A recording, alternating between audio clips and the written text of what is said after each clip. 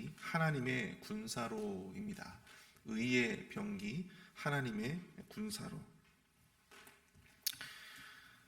체로키 인디언들 사이에서 전해 내려오는 동화가 하나 있습니다. 한 할아버지가, 인디언 할아버지가 손자를 무릎 위에 다 앉혀놓고 옛날 이야기를 들려주고 있는데요. 그 할아버지가 이런 이야기를 합니다. 우리 인간의 마음속에는 두 마리의 개가 서로 으르렁거리면서 싸우고 있다는 것이죠. 한 마리 개는 아주 성질이 사납고 악한 개입니다. 그리고 한 마리의 개는 아주 성질이 온순하고 또 선한 개라고 하는 것이죠. 이 악한 개와 선한 개가 서로 으르렁거리면서 매일같이 싸운대요. 여러분, 그럼 궁극적으로 어떤 개가 나중엔 이기게 될까요? 할아버지가 손자에게 이것을 묻습니다. 어떤 개가 궁극적으로 승리하게 될까? 바로 우리가 어떤 개에게 먹이를 주느냐에 따라서 달라진다고 하는 것이죠. 우리가 악한 개에게 먹이를 주느냐, 우리가 선한 개에게 먹이를 주느냐. 결국 그 싸움의 향방은 우리가 어디에 먹이를 주는가에 따라서 달라지게 된다라고 하는 사실이죠. 로마서 6장 13절에서 사도 바울은 이렇게 이야기합니다.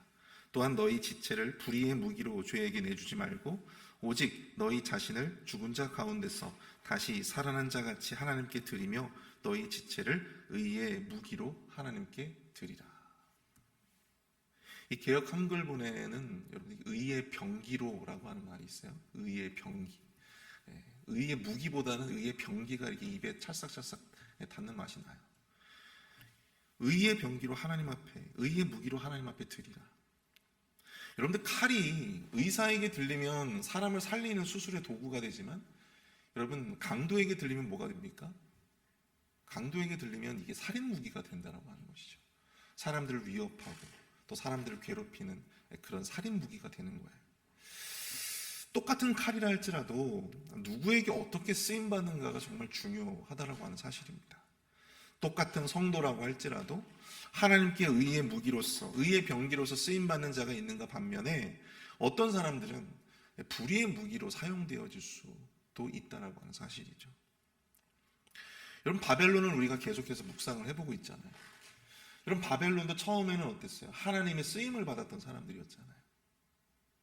하나님의 쓰임을 받아서 유다를 치고 또 유다와 또 유다 주변의 나라들을 치는 그런 어떤 아주 거룩한 역할들을 사실 부여받았던 자들이 바로 이 바벨론이었지 않습니까? 그런데 처음에는 그들이 그렇게 하나님 앞에 쓰임받았던 하나님의 철퇴, 하나님의 무기였으나 이제 그들은 교만과 우상 숭배라고 하는 죄로 말미암아 결국 하나님의 의의 무기라고 하는, 의의 병기라고 하는 그런 소명을 버리고 어떻게 됩니까? 죄에게 자신을 불의의 무기로 드리게 되었다는 사실입니다. 그리고 이제 그들을 향하신 하나님의 심판이 지금 계속해서 예고되어지고 있는 것이죠. 바로 그것이 오늘 본문의 내용입니다. 오늘 새벽에는 본문을 중심으로 우리가 깨달아야 할 영적 교훈에 대해서 몇 가지 좀 살펴보기를 원하는데요. 첫 번째로 우리가 살펴볼 수 있는 것은요, 우리는 하나님의 의의 병기, 하나님의 군사가 되어야 한다는 사실입니다. 우리 하나님의 성도들은요, 하나님의 의의 병기, 하나님의 군사가 되어야 합니다. 우리 20절 말씀을 볼까요? 여호와께서 이르시되 너는 나의 철퇴 곧 나의 무기라. 나는 내가 나라들을 분쇄하며 내가 국가들을 멸하며 라고 말씀을 합니다. 자, 여기서 너는은 과연 누구를 의미할까요? 여기서 말씀하고 있는 너는 누구를 지칭하는 말일까요? 사실 이 부분을 해석함에 있어서 많은 학자들의 의견이 분분합니다. 여러분들이 읽고 계시는 그 큐티책에 보면은 이것을 바벨론으로 지칭하는 그런 모습들을 우리가 볼 수 있는데요. 너는을 사실 바벨론으로도 해석해 볼 수도 있고요. 또 어떤 학자들은 이것을 바벨론을 심판하는 메대와 이 바사를 상징한다, 또 그렇게 보기도 합니다. 근데 여러분들이 이 문맥을 쭉 보시면요, 뒤에서 이 바벨론에 대한 어떤 심판을 예고하시면서 바벨론을 지칭하실 때도 하나님께서 너는 이라고 하는 2인칭 주어를 사용하고 계시거든요. 그래서 이것을 전체적으로 연결시켜 본다면 이 과거의 하나님의 철퇴였고 또 무기였던 이 바벨론을 지칭하는 것으로 보는 것이 훨씬 더 낫다라고 하는 것이 대다수의 의견입니다. 하나님은 이처럼 이 바벨론의 심판에 앞서서 바벨론이 과거에 어떠한 하나님의 존재였는가라고 하는 것을 상기시키게 되는 것이죠. 하나님의 철퇴이자 또 무기로 쓰임받을 이 바벨론에 대해서 말씀을 하고 있는 것입니다. 그들은 군대를 분쇄하고 또 남자와 여자를 분쇄하고 노인과 아이, 청년과 처녀들까지도 분쇄한다. 이런 분쇄가 뭐예요? 갈아버린다는 거잖아요. 존재 자체를 이제 사라지게 하는 거예요.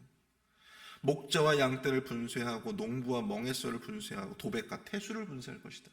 여러분, 도백이 뭡니까? 도백이라고 하는 말은 여러분들 관찰사라고 하는 말 아시죠? 관찰사. 옛날에 무슨 평안도 관찰사, 충청도 관찰사 이런 직함이 있지 않겠습니까? 바로 이 관찰사를 의미하는 거예요. 영주, 관찰사, 그리고 앞에 보시면 또 태수라고 하는 말, 다 비슷한 말들이에요.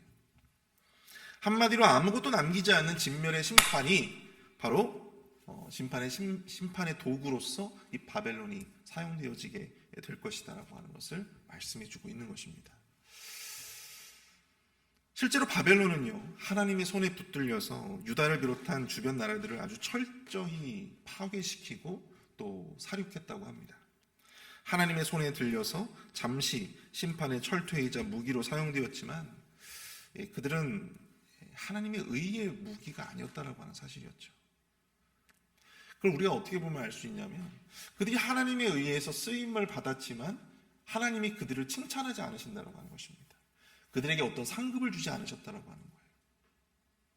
그들이 그 과정에서 자행했던 그 수많은 어떤 교만의 모습들과 또 잔인하게 학살하고 잔인하게 이 포로들을 대우했던 어떤 그러한 모습들을 보면서 오늘 본문 24절에서 지금 이렇게 이야기를 하고 있죠.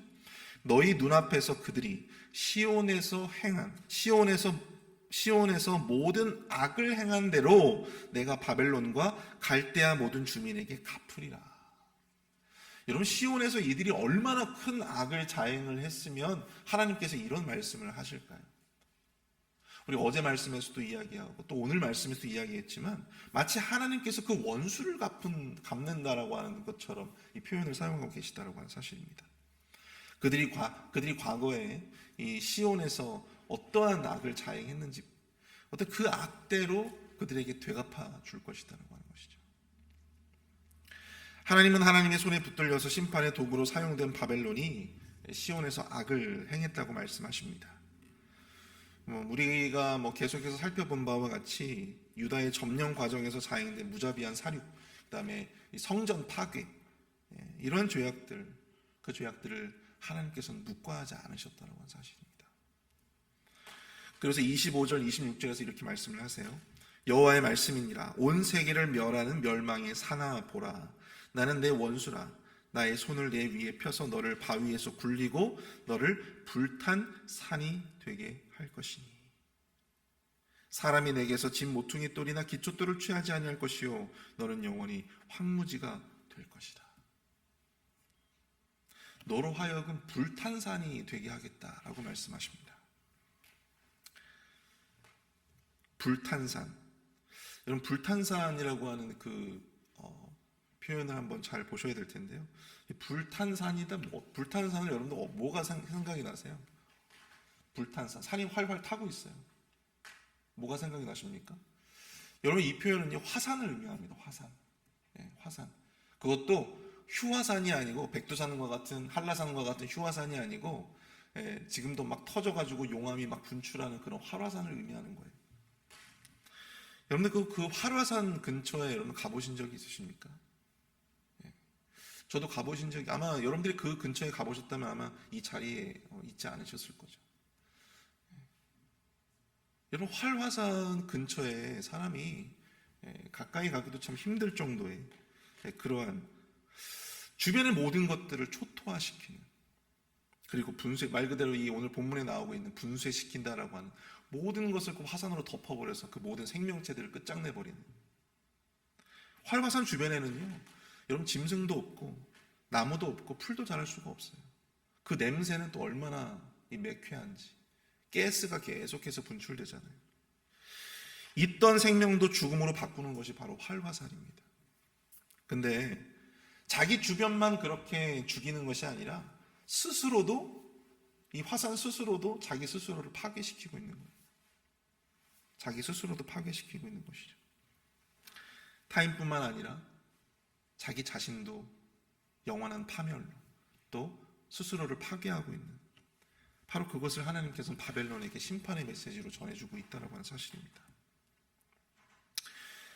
여러분, 우리가 똑같이 이렇게 하나님 앞에 쓰임받는 것처럼 보이지만요, 어떤 사람들은 하나님 앞에서 제가 말씀드렸던 것처럼 의의 병기로서, 의의 무기로서 쓰임받는 사람들도 있고요, 또 어떤 사람들은 죄의 무기로서, 또 불의의 무기로서 쓰임받는 사람들이 분명히 있습니다.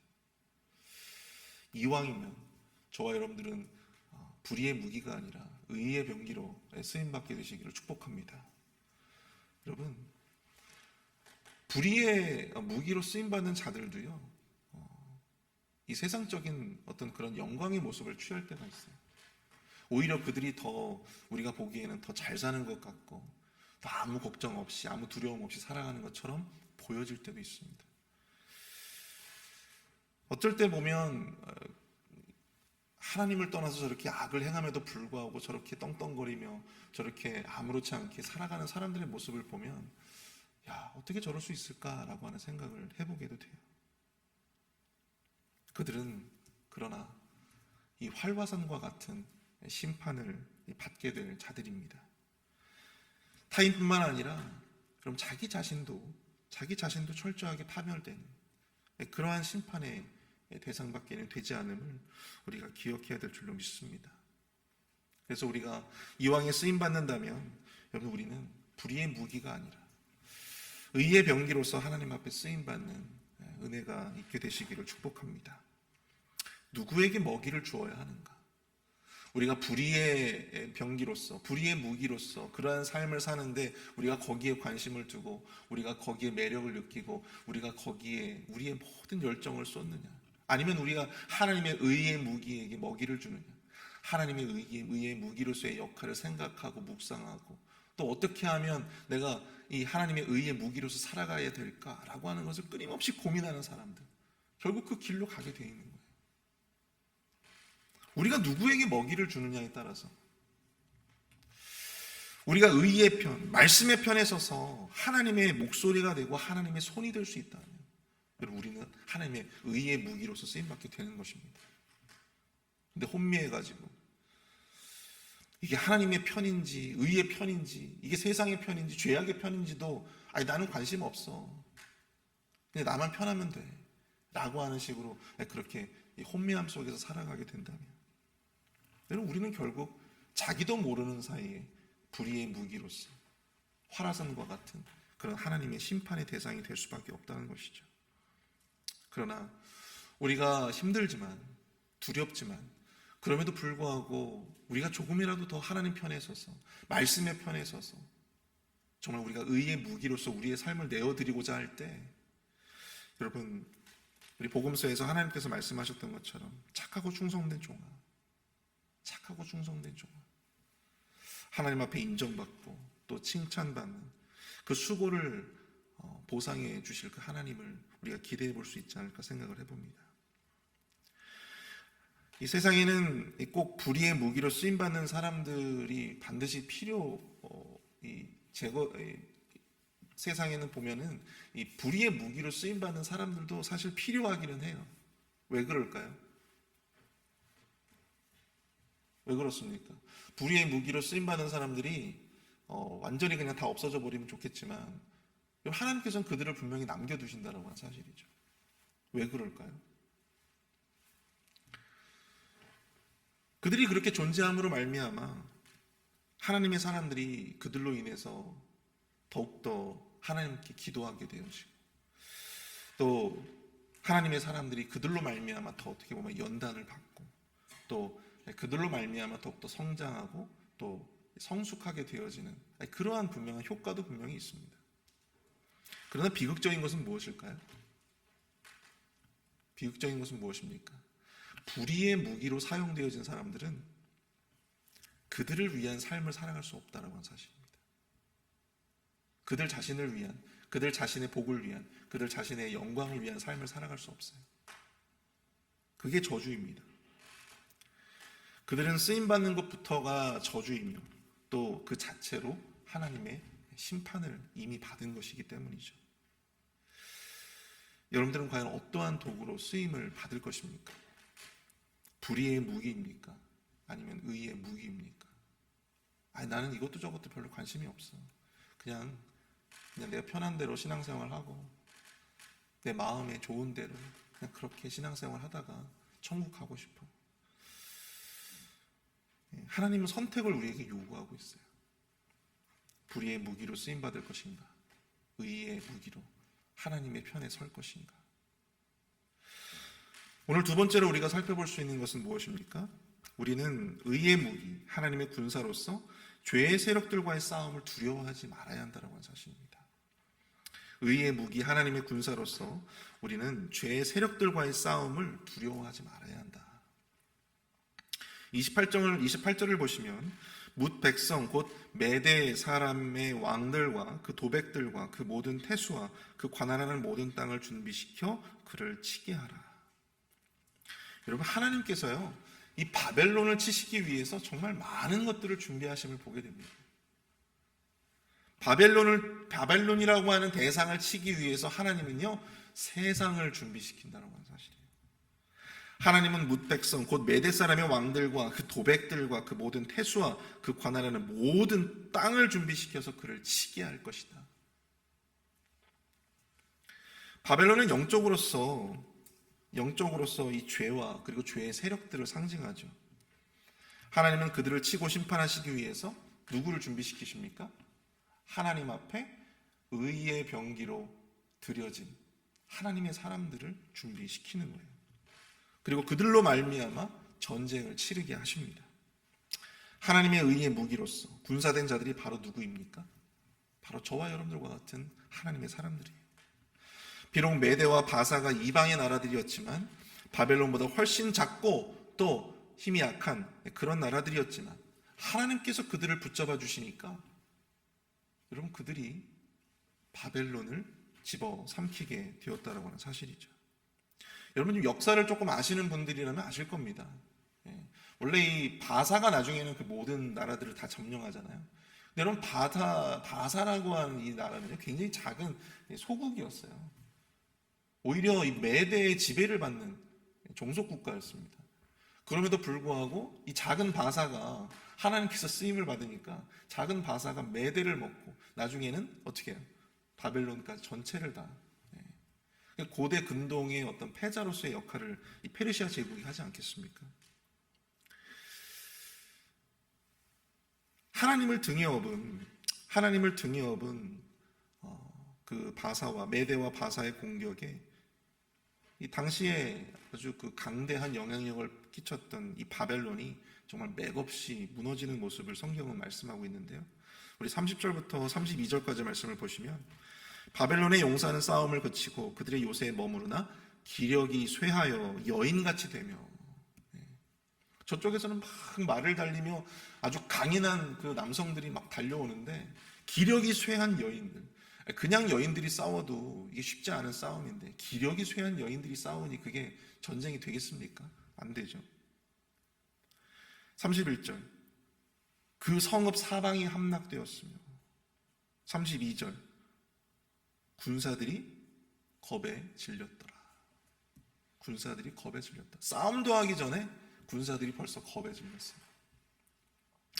이스라엘 백성들의 함성 소리에 가나안의 철옹성이었던 여리고성이 무너진 것처럼 메대와 바사 연합군의 공격에 바벨론의 주요 도시들이 함락되고 또 그 군대의 기력이 여인처럼 쇠하고 겁에 질려버릴 것이다. 메대와 바사 연합군이 하나님의 공격 명령에 순종해서 이 전쟁을 준비하고 전투를 치를 때 하나님은 그들로 하여금 완벽한 승리를 허락하게 해주셨습니다.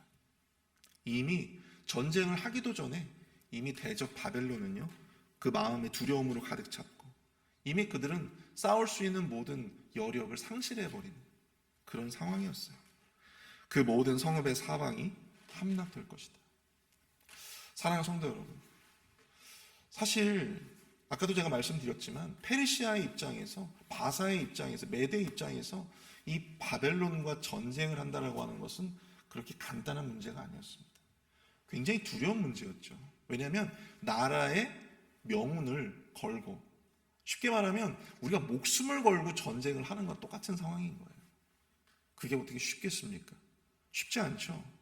그러나 중요한 것은 그들이 하나님을 등에 업고 하나님의 명령에 순종하여 나아갔을 때 하나님께서는 비록 이방의 제국들이었지만 그들을 통해서 역사를 움직이시고 또 그들을 통해서 바벨론이라고 하는 아주 강대한 패자를, 근동의 패자를 무너뜨리시는 그러한 놀라운 역사들을 이루어 가셨다는 건 사실입니다.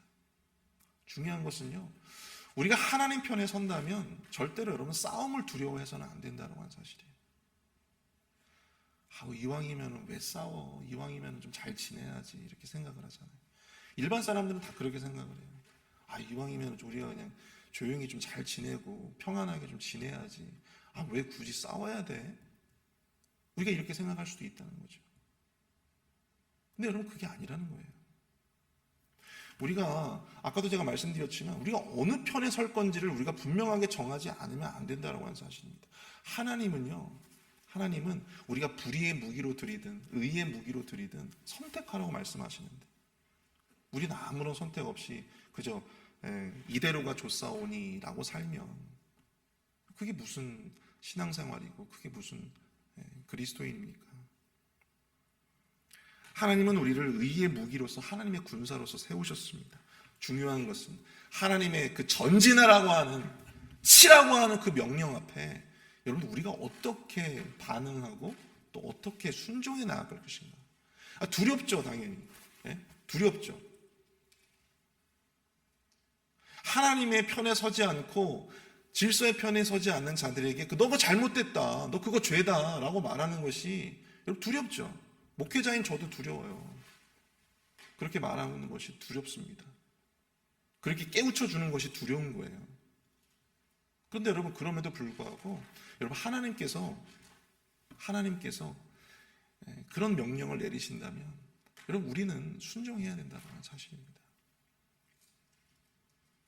지금 당장은 이해할 수 없는 전투이지만 결국 그 전투는 그들을 더욱더 성장시키시고 또 승리하게 해주신 거룩한 성전이 될 수 있음을 우리가 이 바벨론의 패망을 바라보며 우리가 생각해 볼 수 있어야 한다고 하는 사실이죠.